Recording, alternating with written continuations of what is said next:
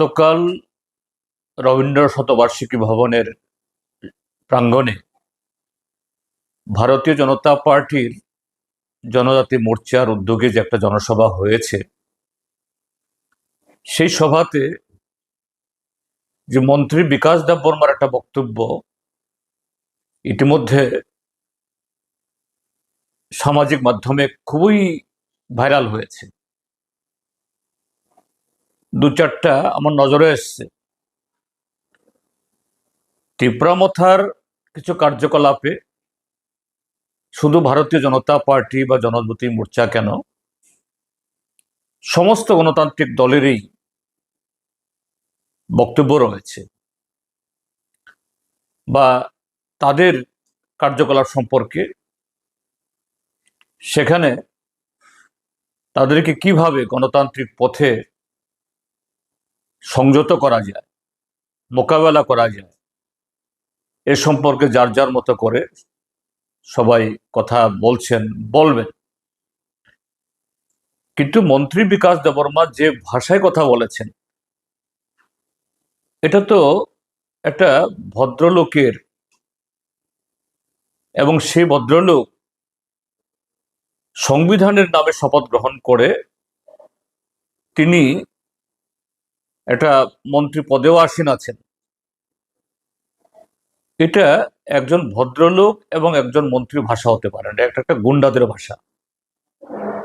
এবং আরো দুর্ভাগ্যের যে রাজ্যের যে মাননীয় মুখ্যমন্ত্রী একই মঞ্চে তিনি আছেন, সে মঞ্চে আবার বিজেপি দলের সভাপতিও, আবার আমাদের দেশের সাংসদও, এবং এই দুজন ছাড়াও দেখা গেছে আরো দুজন মন্ত্রিসভার সদস্য সেখানে ছিলেন। মন্ত্রী সুশান্ত চৌধুরী, তারপর বোধহয় মন্ত্রী টিঙ্কু রায়কেও দেখা গেছে। সেই সময়তে মন্ত্রীগণ সেখানে ছিলেন কিনা আমি জানি না, কিন্তু মুখ্যমন্ত্রী সেখানে বিরাজমান। যে ভাষণ দিয়েছেন, ভাষণ তো মোটেই না। একটা মন্ত্রী বক্তব্যের মধ্যে সরকারের জনমুখী কর্মসূচি, যেহেতু জনজাতি মোর্চা, রাজ্যের ট্রাইবেলদের জন্য তাদের কি কর্মসূচি, তাদের শরিক দল তীব্রামথা, শরিক দলের কার্যকলাপ, গণতান্ত্রিক বা অগণতান্ত্রিক, তাদের বিভিন্ন ধরনের ইদানিংকালের যে সমস্ত ভূমিকা, এ সম্পর্কে সরকার তথা ভারতীয় জনতা পার্টি বা জনজাতি মোর্চার কি দৃষ্টিভঙ্গি, তার তো কোনো ব্যাখ্যা নেই। শুধু দেখে নেব, প্রতিশোধ গ্রহণ করতে হবে, ছাই করে ফেলতে হবে। ককবরকে বারবার বলছেন থাপলা চানাই, মানে ছাই করে ফেলবেন। এবং সর্বশেষ জঘন্য ভাষা প্রয়োগ করেছেন, একদম অঙ্গভঙ্গি দেখি পোল্ট্রি মোরগের মতো ছিঁড়ে ফেলবেন। আমি রাজ্যের মাননীয় মুখ্যমন্ত্রীকে বলবো এবং রাজ্যের গভর্নর মহোদয়ের দৃষ্টি আকর্ষণ করব, এই মন্ত্রীকে এক মুহূর্তের জন্য মন্ত্রিসভায় রাখা উচিত নয়, তাকে বরখাস্ত করা উচিত। এবং এটা সরাসরি একটা কগনিজেবল অফেন্স।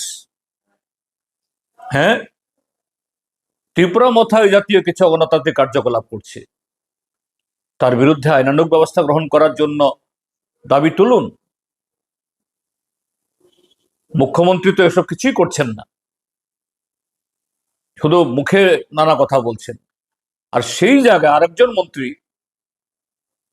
যারা আইন ভাঙছে, সংবিধান অমান্য করছে, সন্ত্রাসের বাতাবরণ তৈরি করছে, তিনি পাল্টা সন্ত্রাসের কথা বলছেন। আমি একে শুধু নিন্দা না,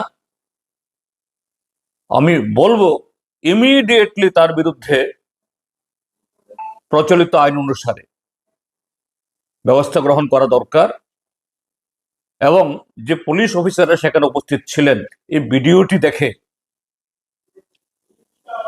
ভারতীয় ন্যায় সংহিতা নতুন যে আইন হয়েছে সেই ধারা অনুসরণ করে কোন ধারায় তাকে ভোগ করা যায়, তাকে যুক্ত করা যায়, এটা দেখে করা দরকার। নতুবা ত্রিপুরাজ্যের রাজনৈতিক পরিবেশ ইতিমধ্যে কলুষিত হয়েছে, এটা আরো কলুষিত হবে, আর যারা আইন ভঙ্গ করছে তারা আরো উৎসাহিত হবে। বড় সাক্ষী রাজ্যের স্বরাষ্ট্রমন্ত্রী তথা মুখ্যমন্ত্রী, তিনিও যদি পদক্ষেপ গ্রহণ না করেন এটা তারও অপরাধ হবে, অন্যায় হবে, গর্জিত হবে। এ হলো আমার বক্তব্য। নিন্দা এবং তার বিরুদ্ধে ইমিডিয়েটলি ব্যবস্থা গ্রহণ করা।